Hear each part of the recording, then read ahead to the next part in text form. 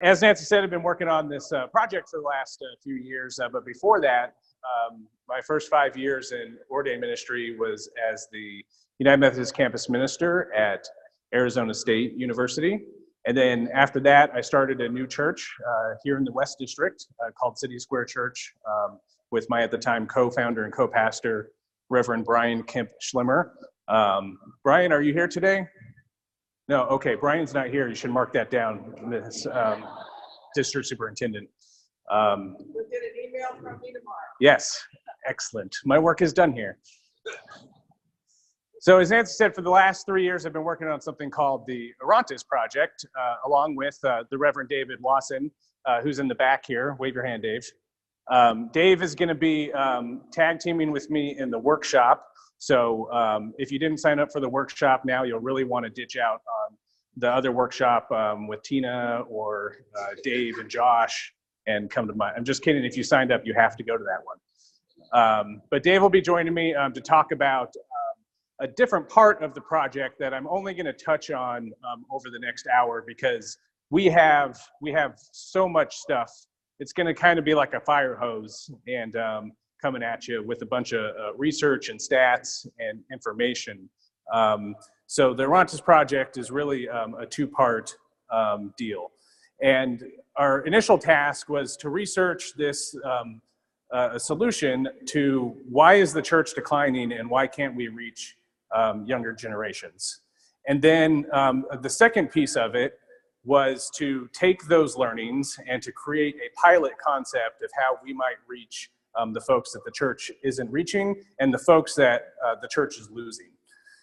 Like Nancy said, there's a lot of partnerships on this, primarily the New Faith Committee with the conference, and North Scottsdale UMC has been a big partner in letting us try and experiment things without yelling at us too much.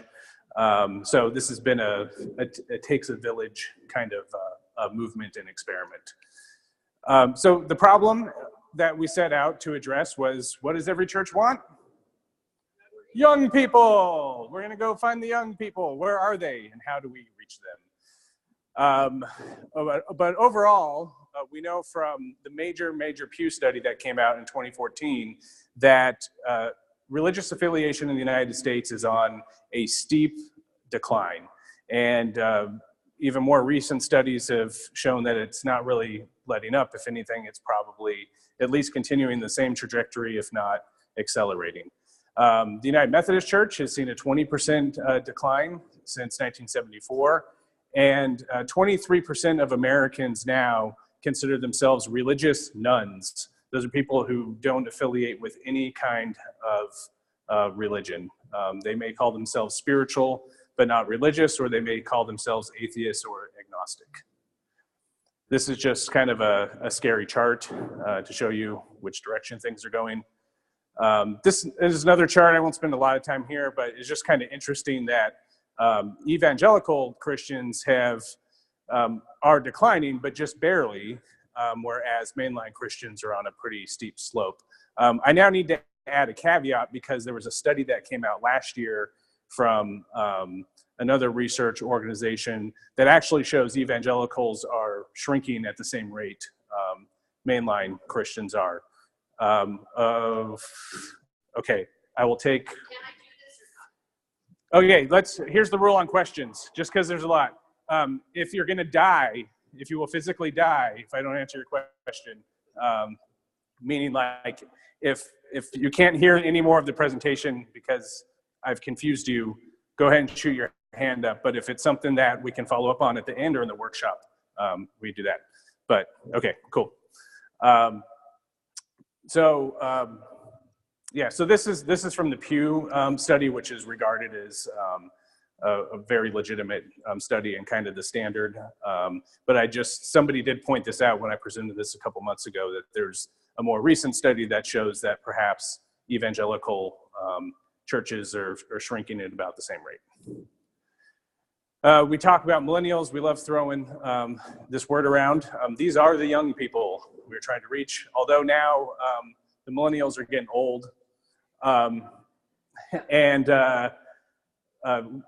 we now have to start looking at Generation Z, which is the next generation coming up, which is looking even less religious than the millennial generation.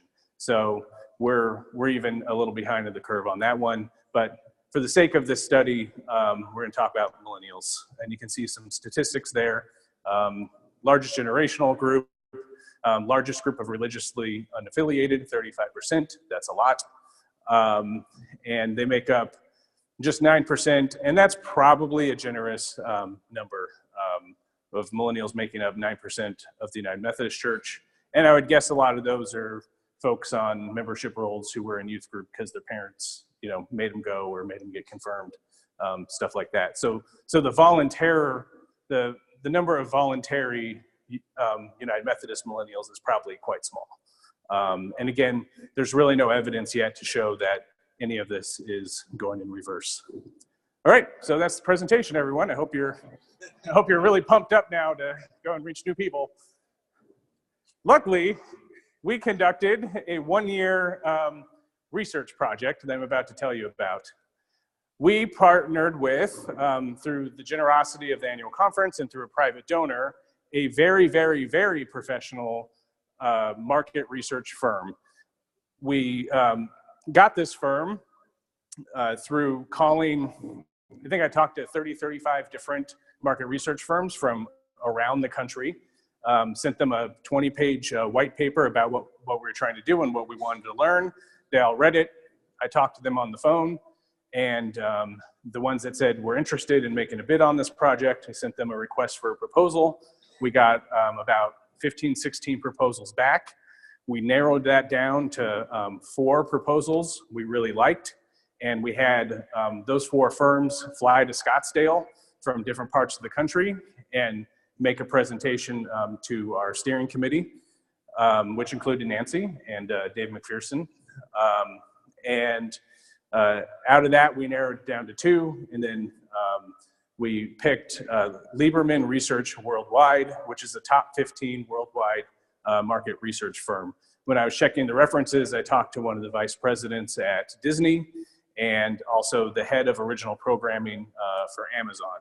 So they're pretty legit. So you can pretty safe that the work they did for us was accurate and was professional, and I'm not making up any of the stuff I'm presenting to you today. So what they helped us go through was a 3-phase market research study that lasted about 9 months. 1 year from start to finish, but there was some prep work and then some closeout stuff. But the study ran for about 9 months straight. Phase 1, something called an online anthropology. Talk about that in a minute.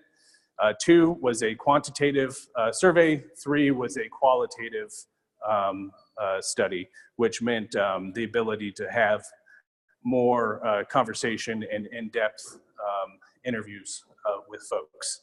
The audience was made up of 18 to 54-year-olds. Now you're going to say a 54-year-old is not a millennial.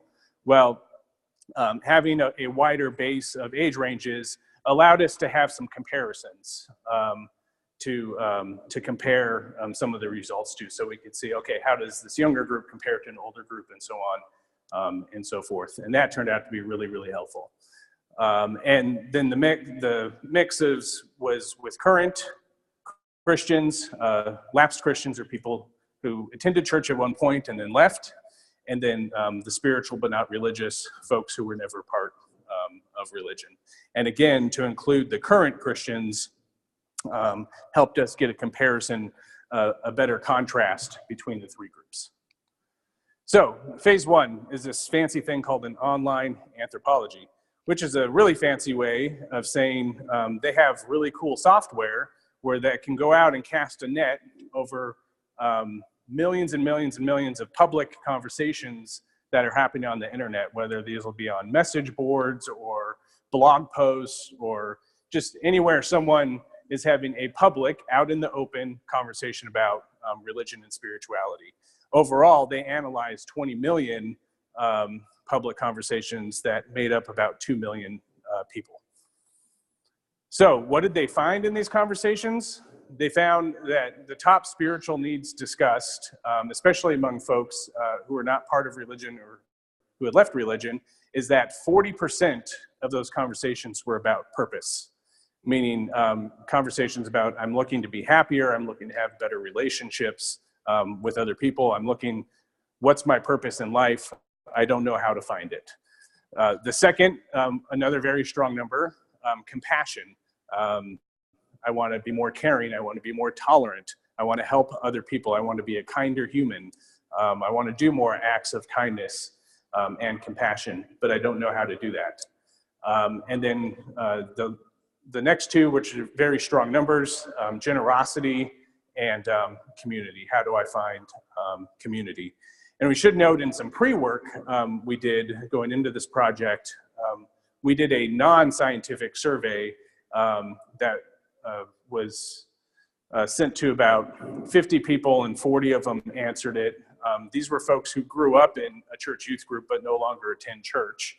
And again, an informal survey, but it was interesting that when we asked them, what's the number one thing you miss about church? If there's anything at all, what is it? Every single one of them said community.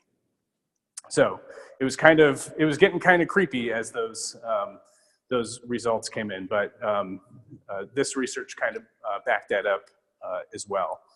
The other thing to mention here is these are big, in market research, the researchers were clear to tell us these are big numbers that are popping off the screen. So if they were doing a research on, what's the new soda flavor we should come out with, those numbers would be a lot closer. It'd be like 2%, 3%, 1%, 4%. And you'd sort of have to make a decision of like, okay, we're going to go with grape over strawberry. And, hope that we kind of have a little edge in there over other soda companies. Well, these are like huge numbers, 13, 14, 38, 40% that are popping off. These are clear needs that people are screaming, saying, these are big holes in our lives that we wish somebody could help us fill. So pretty exciting from that standpoint. We don't have to guess as to, what people are looking for when it comes to religion or spirituality or life. The next section of this research looked at top church criticisms. Again, gigantic numbers popping off the screen. These are not small problems for the church.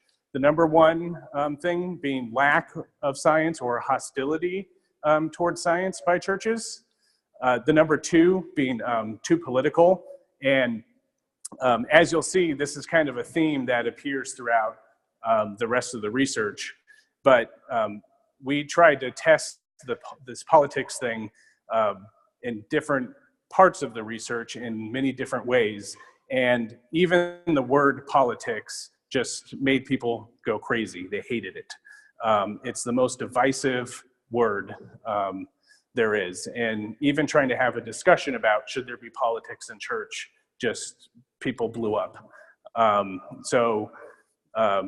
And you ask, well, which part of politics, what kind of politics? Doesn't matter. If it's sniffs of politics, people hated it.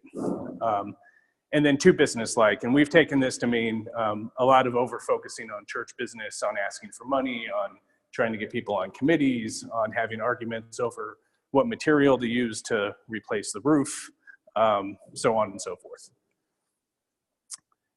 Phase two is a quantitative survey, and this is where the researchers, they have a professional team that puts together these national surveys, and they have a whole division that recruits people for these surveys to make sure that these surveys are accurate, that the people we want in the pool of respondents are who they say they are and are part of the demographics that we want.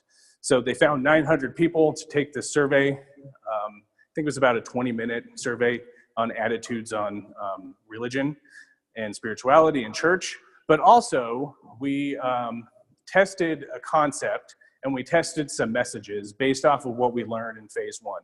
So we came up with some messages around purpose, around compassion, around politics, around science, and then we came up with a concept as well of if instead of church, you could do something like attend a small group to talk about your purpose in life, or attend a small group to give back in the local community. Is that something you would be interested in place of going to church, since you said you won't go to church anymore? So all of that was in this survey. And one of the cool things that came out of it was, even though this was kind of a theoretical concept that we were beginning to test on the ground, this is where Dave comes in, just this concept we threw out on paper, the researchers estimated that from the responses of the surveys that 18 million people in the United States would be interested in this concept. So what are some of the things we looked at? Negative word associations. There were a list of words that we came up with the researchers that people could rank. And then we could see at the end, like, all right, what words did people like least? Church, government, pastor, there's that word again, politics. And anything that came off as feeling judgmental. Even the phrase, our concept is not a church. Well, people saw that as a judgmental statement. Even if they said, I don't want to be part of a church, the fact that you're kind of being judgy towards churches says that maybe you'll be judgy towards me too. And then another one where we just said, we started one of the messages with, we all know that politics can be divisive. Well, the respondents could highlight words they liked in red and green and words they disliked in red. And politics was like the most highlighted red word in all of it. And it's just, we're just making a statement. Like, I think it's a neutral statement. Politics can be divisive. I think we all agree. People were like, yeah, it is divisive, and I hate you for saying it. The good news, though, the positive word associations. Again, these are a lot of folks in here who we might consider hostile towards religion, but like the words God, Jesus, faith, spirituality, and non-judgmental. So if we look back on these words and compare them to these words, these are institutional, kind of cold, hard words, and they can be divisive words. These are more personal, emotional feeling words, I think. That also, when we think of, if it's about me and my spirituality, I can get behind these things, but I can't necessarily get behind the institutions that those words are often associated with. Phase 3 was, I think, my favorite part of the research, and really was the reason we selected this group, because a lot of other market research companies do a qualitative phase still in a very old-fashioned way, where you get folks to come down to a market research office building, and they sit in a room with an interviewer, they sit on a panel with an interviewer, and the client and other researchers stand behind the two-way glass. You may have participated in one of those, or you've seen that in the movies or on TV, and they ask questions, and you sort of look to see, people's body movements and stuff like that. And usually they can do that with 15, 20 people. Well, with technology these days, we're able to do a lot of that stuff online over video chat and with some other online tools. And it enabled them to recruit 150 people to be part of this third phase.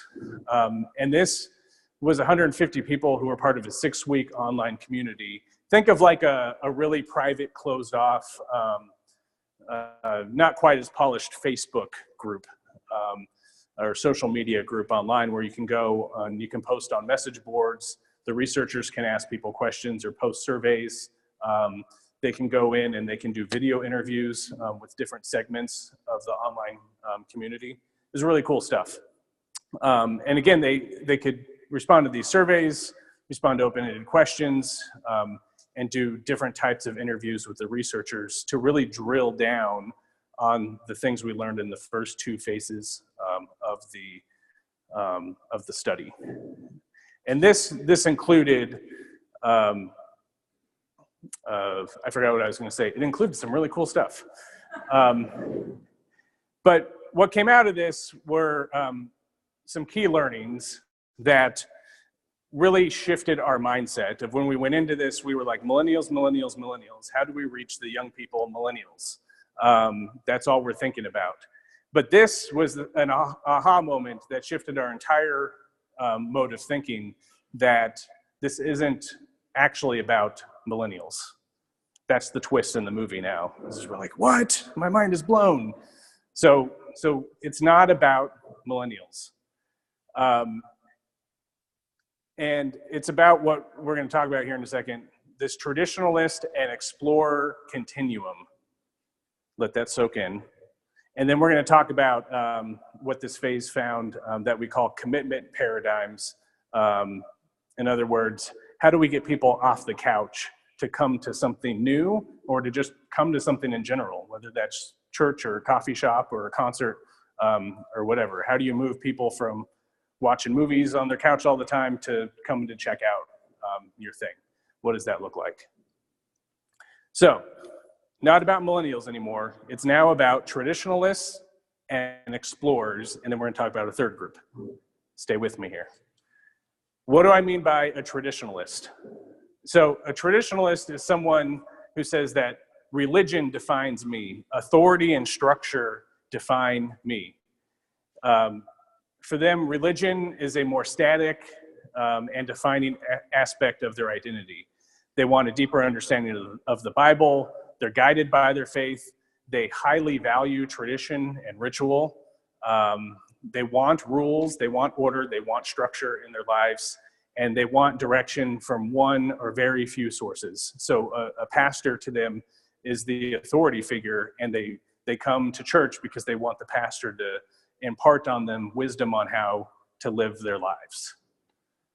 On the other end, we have what the research found are explorers. And for an explorer, nobody tells you what to do. You are the captain of your own ship. You define your own faith. You're guided by your personal exploration, by flexibility and openness. You see faith and spirituality and religion as something that is personal and individual. And you might see direction on those things from all over the place for whatever seems to suit you, not just one church or one pastor or even one religion. Or even religion at all. It could be many different things that inform you. The key thing to note here is that these are extremes. There may be one or two of you in the crowd who's like, oh, I'm 100% traditionalist. I do everything my pastor says. We like you people. Raise your hands so we can take note. And some of you are explorers and who are thinking like, yeah, why even am I sitting in this church here today? Stop telling me what to do, Rob. But really, we're all somewhere in between. And that's where this continuum comes in, where, again, there may be a couple of people on the 100% explorer side, 100% on the traditionalist side, but we're all kind of a mix of both. Or we lean heavily towards one way, or we lean heavily towards the other way, or maybe some of us don't know, and we're in the middle. We're like, yeah, sometimes we like to sing hymns, sometimes I like to listen to hip hop in church. That Tina is with me, that was for her. So that's also another important thing to know. Nobody's a hard one or the other, or very few people are. This is unscientific, but it's an illustration we've made to try to explain this and what's happening in the church a little better, based on this big traditionalist explorer aha moment we had. So we think it's pretty close. It's loosely based off like the Pew Research, but if you said, Rob, exactly what percentage is that and what percentage is that, I don't know. But it's, for a long, long time, explorers made up a very small part of society.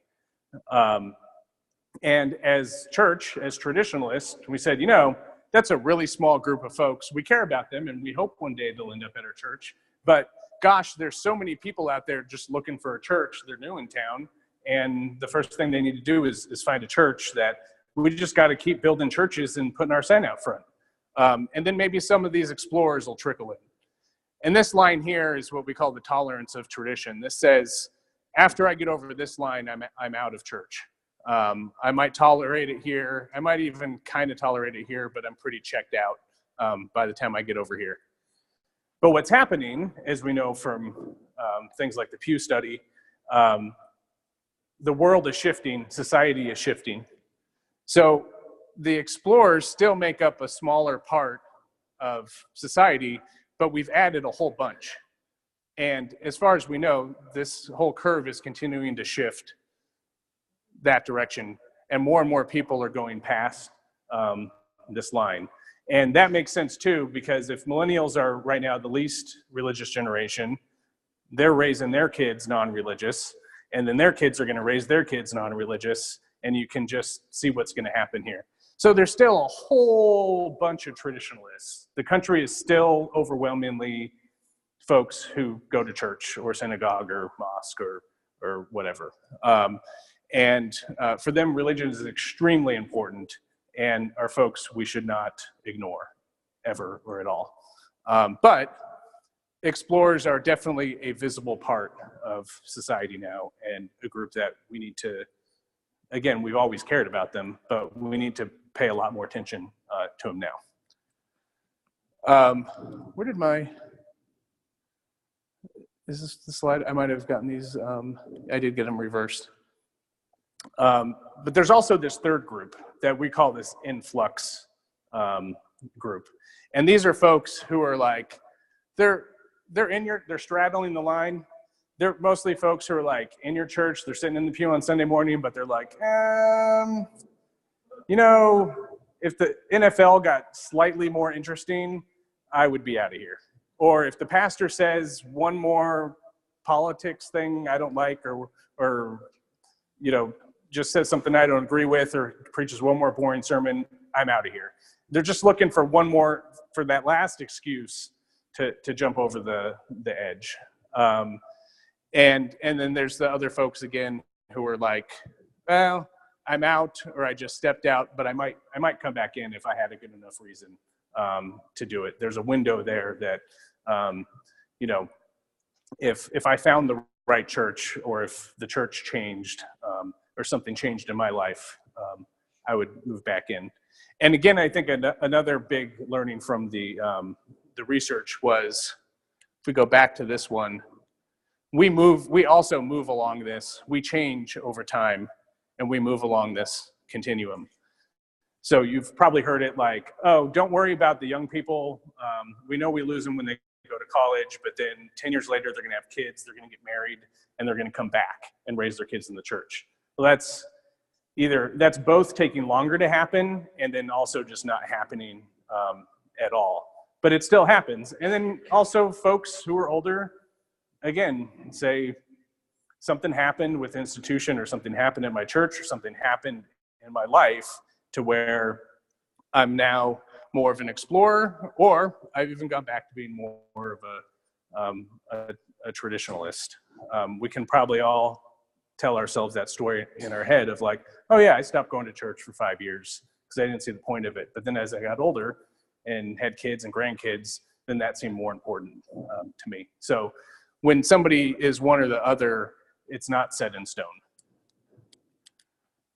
Okay, so I just threw a lot at you. Let's just take a big... It's cool stuff, right? I think it's cool stuff. And it's a lot to take in. So if you leave here today with any, you know, if the one thing you leave with today is this idea of traditionalists and explorers, that there's a continuum, we move along it, and this third group influx, that'd be great. That's what I want you to take away, and that's going to help us out in the workshop too. But I think, to me, that's the most, all of the research we did kind of came down to that understanding, was like, oh, this is not about young people, this is about traditionalists and explorers. And those can be people at any age. Now, who's more likely to be an explorer? A young person, a millennial. The millennials are the what generation? The me generation. Yep. She's a ringer. Paid her to be here today. Thank you. So that's traditionalists, explorers. We're going to shift now a little into this commitment paradigms, which also plugs in to the traditionalist explorer understanding.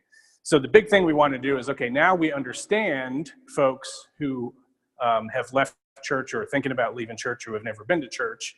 How would we engage them either to come back to church, stay in church, or to create something completely different that would fit their spiritual and life needs?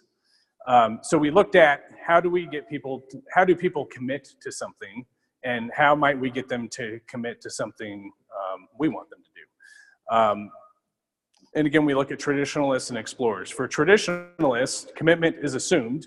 Again, I move to town, I unpack my boxes, and then Sunday's coming, I better find a church because I got to be in church on Sunday to hear the sermon and go to Bible study. And for explorers, that's the last thing on their mind. You have to kind of compete for their commitment. There's 1,000,001 things more important to them than going to church. But they've also said, I'm looking for purpose, I'm looking to be more compassionate, I'm looking how to be more generous, and I'm looking for community. But I haven't seen anything out there that covers that for me, and the church is not an option for politics, science, too business-like.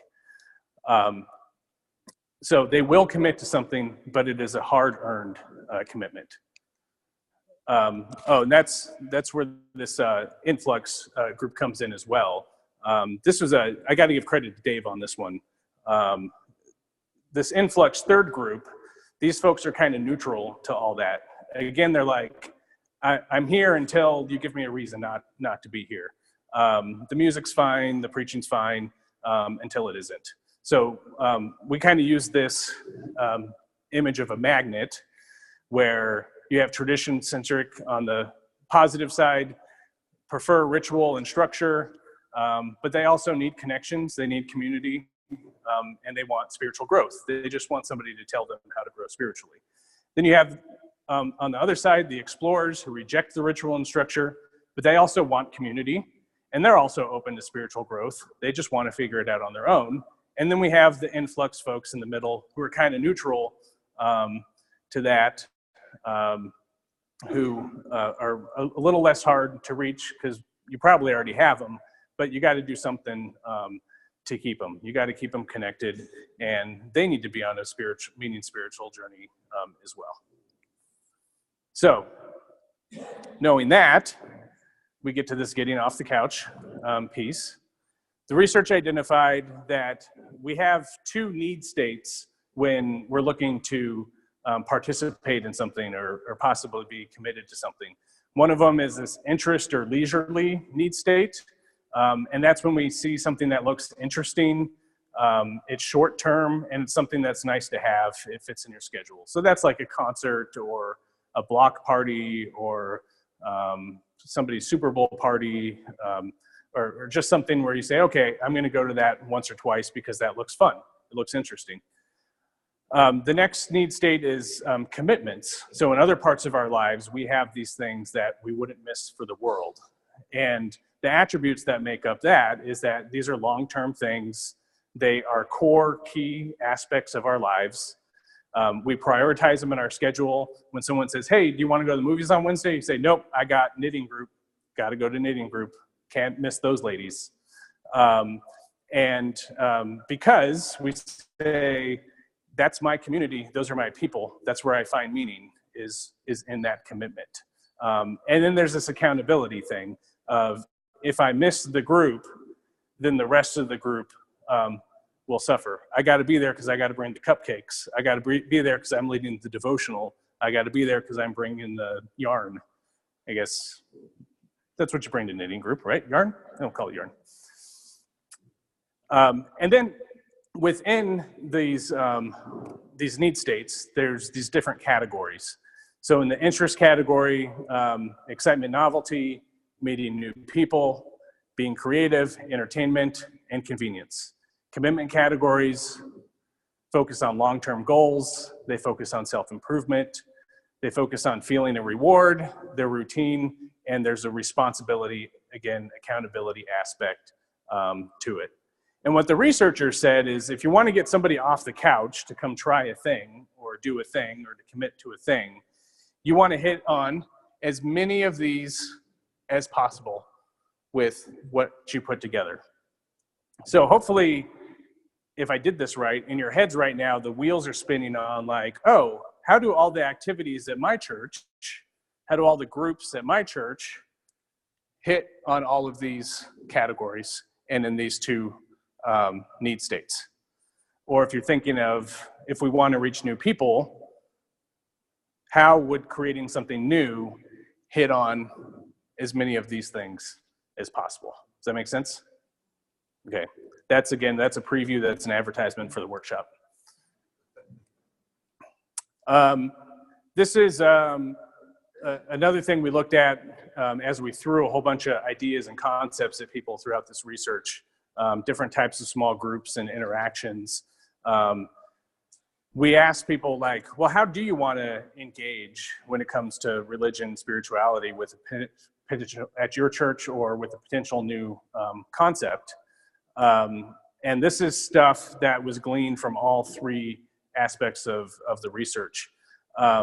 And we kind of had a hypothesis going in of, you know what, everyone's going to want an app on their phone, or they're going to want this thing through YouTube or a website or all online. Nobody wants to see other people anymore. We just want to see things through our computer. Well, it came back. It's actually, people are on their computers all the time. They're on social media all the time. But gosh, they're looking to connect with other human beings in real life. So one of the big learnings was that social media and having an online presence is extremely important, but it should point to in-person gatherings and in-person activities. Again, people are looking for community. And they want to do it in intimate settings. They want to do it as part of small groups. Every small group kind of concept we tested, was off the charts. We hit it out of the park. And we're talking too, especially among those younger audiences. And a learning from this was people are on their phones all the time. They're on their computers all the time. And we feel addicted and trapped with them. And we desperately want human in-person community. Hands-on, give back, actionable things also off the chart. It wasn't enough to just say, this small group involves getting together with your friends and you read an article and discuss it together. People are like, that's nice. But if it was get together with your friends, read an article, discuss it together, and plan a volunteer opportunity together, people are like, sign me up tomorrow. I want to do this. Self-improvement was another good one. Any language around like you want to be a better parent, you want to be a better friend, you want to be a better coworker, a better employee, a better neighbor. Get together with other people who are interested in that too and make your lives better together. Again, people are like, sign me up for that tomorrow. And then again, the shared experience with others. Anything that was one-on-one or do this on your own or watch a video didn't get a lot of interest, but if it was get me together around a dinner table with other folks, I'm down, let's do it. So what's cool about that is that's kind of what we've been doing as the church, right? For a long time. We're good at it. Or compared to the rest of society, even though we're declining, we still kind of know what to do when we get people together in person. We just saw videos of how United Methodists come together to give back. So it's not that we don't know how to do these things. It's just maybe we don't do them as well as we could, or we don't do them as often as we could. So again, another kind of teaser into the workshop. So what are our recommendations for folks? This is what'll definitely save the church, 100%. It's gonna be fine by next month if you follow these. Just some real general things, because we are still digesting all of this stuff, and we are just now putting a lot of these learnings into, not even to full practice, because now we're testing them out on the ground. Dave's gonna talk about that in a little bit. But what does all this research look like in real life? How does it actually play out in real life? We're not exactly sure yet. We have some wins, we have some losses. We need some more churches to help us try some of this stuff out and experiment and learn and fail and succeed together. But generally, what we learned is we don't need to shut down the whole institution of the church, because there's still plenty of folks who want church, still plenty of traditionalist folks out there. I'm guessing everybody in this room would be pretty sad if the answer to the church decline was to close all the churches. It's not. Congratulations. The next would be, but could we as a church maybe focus a little more on what Jesus taught and on the non-judgment stuff? Because overall, that's what folks, yeah, I want to be kind of told what to do, but at the same time, I don't want to be judged in every or any aspect of my life. We could also support that influx group who's looking for community, who's looking for connections. And we think the research tells us the more of those intimate, shared experience, small group, give back opportunities we can create in our churches, that will become meaningful places for the influx folks. And then the explorers are more interesting, because explorers said they don't want to have anything to do connected with institutional religion.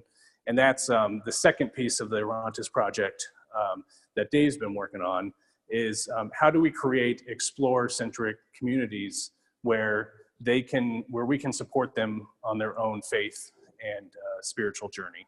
And that's they're all really hard, but that's kind of the hardest one. And the one that's most controversial for a traditionalist institution is, how do we create something that's not connected to the institution for folks who desperately are looking to be on a spiritual journey, but may never become members of the traditionalist institution. Dave's gonna answer all those questions for you later. He knows all the answers to that. I don't answer any hard questions. So I think that was a whirlwind, that was a fire hose, but we made it to the end. There's more in the workshop. This is our first test to see how well I did as your teacher. If you designed a small group program and it was for millennials, let's say, even though it's not about millennials, but it was for younger folks, younger explorers, what type of person should be the leader of that small group? Non-judgmental, okay. Another explorer. And I think there'd be another caveat there too, is should that leader of the group lecture during the small group? Should they be the teacher? No, they should be I heard it, facilitator. Yeah. So that would be my recommendation, is if you're creating groups for explorers, have them facilitated by other explorers. If you're creating a group for a traditionalist, what should you have? You should have a traditionalist leader, right? Okay, did it. Let's do another one. Other questions? Okay, so George's question, your dilemma is you're a traditionalist pastor at a traditionalist church, and you are. The fact that you are an ordained United Methodist pastor means that you are at least you're at least right there, because if you were over here, would you be an ordained United Methodist pastor?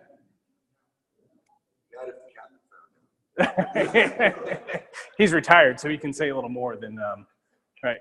So at least if you're a person in here, you're most likely at least here. So over here would be like, this is probably a cult. That's like Jonestown or whatever, right? Because this is the most extreme of the traditionalists, and over here would be someone living out on their own in the desert because, they just don't want anyone telling them what to do. So we'll go live in the desert. No one tell me what to do there. But we're all probably here. This is like mainstream religion right there. But so if you're over here, and what are you saying, George? You want to reach people over there? That's the goal. Is that the goal? Steve, exactly. You pointed out a huge piece here is if you're over here and all your folks are over here, but you say, we want to reach everybody over here, what's going to happen to everybody over here? Yeah. And say, wait, I'm here because I'm a traditionalist and now we want to be explorers. Does not compute. Could a 20-year-old be a traditionalist? Yeah. So could you reach 20-year-old traditionalists?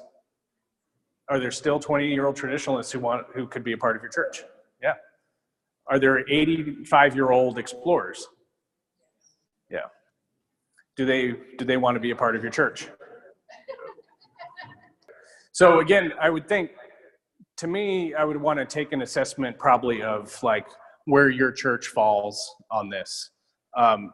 If you're an explorer-friendly church, that's going to be a lot easier, right? But if you're pretty big on hymns and organ and Bible study and great sermons, and that's why people come to your church, you would probably want to think real hard about, do we want to change up a lot of things to go over here when we're going to lose everybody who's here for who we are, right?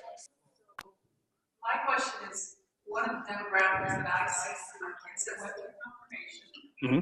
Their parents still go to our church, but they're 20-something and they live in the area but don't come back. Yeah. How do we reach them? Like, they're obviously explorers. Right. We still want them to have a strong faith, strong Christian value. We have some of them that come back, but so many. I mean, confirmation classes are big, and their parents are still here, but they're not. So that's the area that I think would be the first area that we want to reach. Right. So that's where second Orontes Project Part 2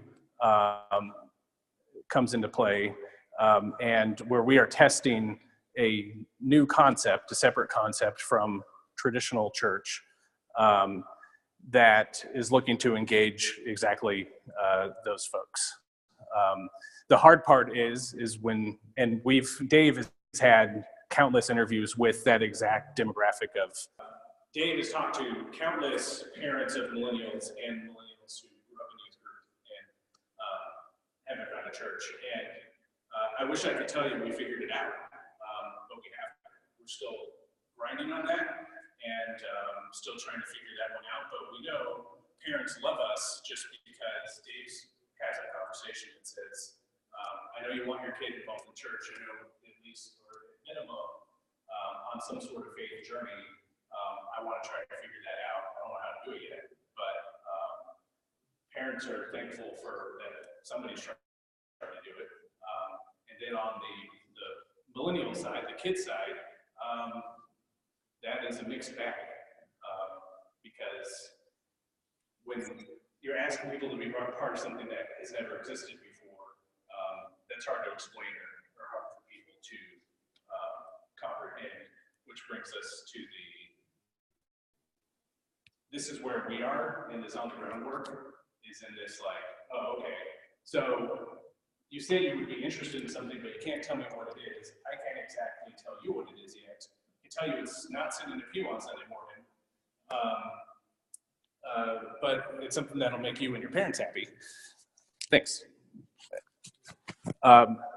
So we're really leaning into how do we create concepts and events and gatherings and groups and activities that hit on all of this this stuff.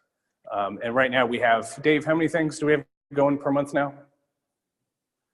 6, 7, 8. Anywhere between 7 and 9. Literally spaghetti at the wall. Like, you want to go bowling? Let's go bowling and talk about God. You want to have a Bible study? Let's have a Bible study. You want to go on a hike? Let's do that. You want to pack care kits for homeless folks at Justice Center? having a beer at a bar, let's do that. So that's the phase we are in right now. I'm kind of have half my research hat on, half my church planter hat on. If we think about the community piece, people want community, they want shared experiences. Think of it this way: if you were to put small groups together and kind of curate who's in those small groups, how might you use the research to do that? We talked about who would lead the group, but we would probably put folks, okay, we think these folks are explorers, so if we start a small group program, we think these folks would like each other. These are traditionalist folks who probably already go to pastor's Bible study anyway, that's their small group. And just in generally, one of the things I've done as campus minister, church planter, one of the things we've been doing in Dave's part of the project is we're always on the lookout for when we meet somebody new or somebody comes to one of our activities. It's like, ooh, who would this person like to get to know or hang out with? Who is this person's other people? And then we create activities, dinner, going bowling, whatever, around inviting people we think would connect well together. Because those folks have said, I'm here looking for community, and you want to be in community with folks you have things in common with, that you're at a similar life stage with. As new people are coming in to your church, or young families, or if you're out in the community meeting these young families, think about how can we connect these families together so that they can start forming community. Because I think at the end of the day, your style of worship and your signage and your building and all that stuff, that's cool, that's important, but in a way they're kind of marketing tools, because anybody who's coming to your church is somebody who's on the lookout for a church. So they're looking for, like, all right, are my kids going to be safe here? Like, do I like the music enough? But really what they're looking for, what their ultimate hope is that they're going to find community at your church.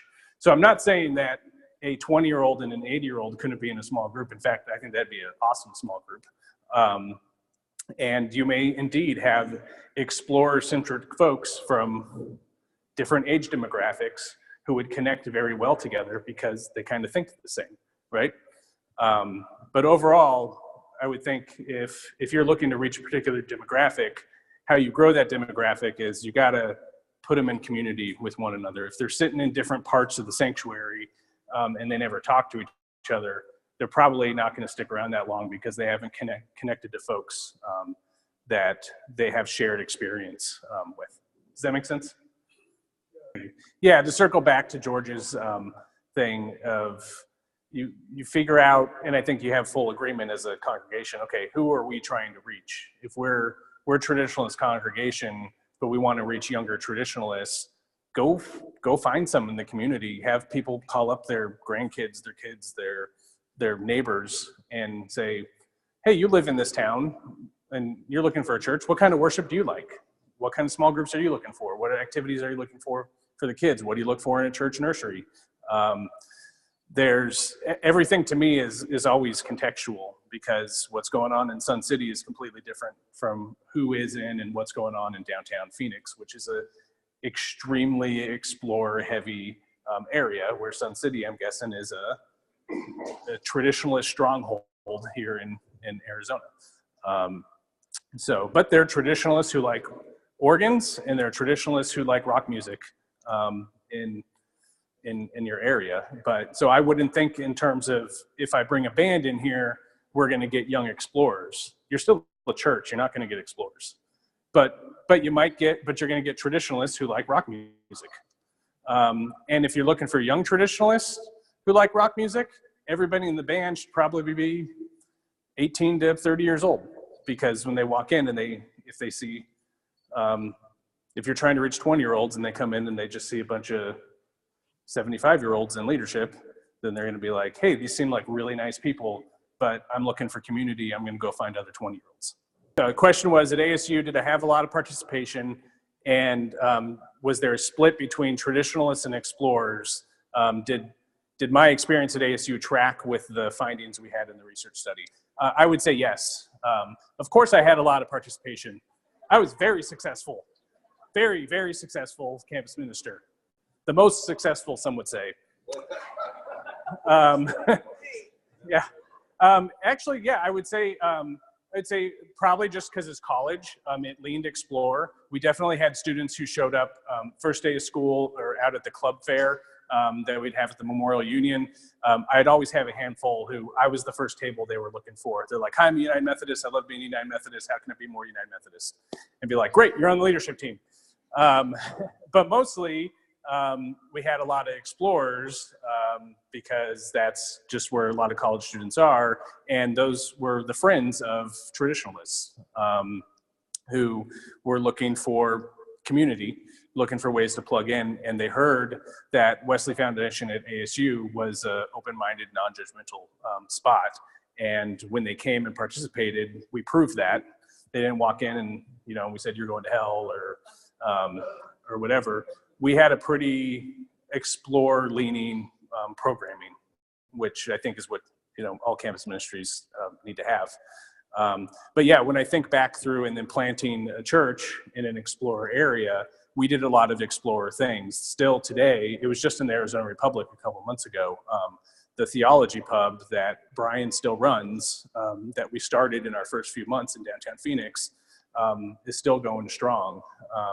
A lot of our partnerships with local businesses and artists and other organizations that would never normally be involved with a church have strong partnerships with City Square and have attracted a lot of explorer folks. But if traditionalists were to go to a City Square service or a City Square thing, their heads would probably explode. So it's still traditionalist in a lot of sense. They do communion, the full communion liturgy every week, but there might be an atheist who gives the sermon. And that's okay, right, Nancy? You're not going to go close them now. Okay, great. Man, Brian's just getting brutalized not being here today, and he deserves it. So, okay, I think I got the signal that our time here is up. If you want to keep hammering at this for another hour, stick around.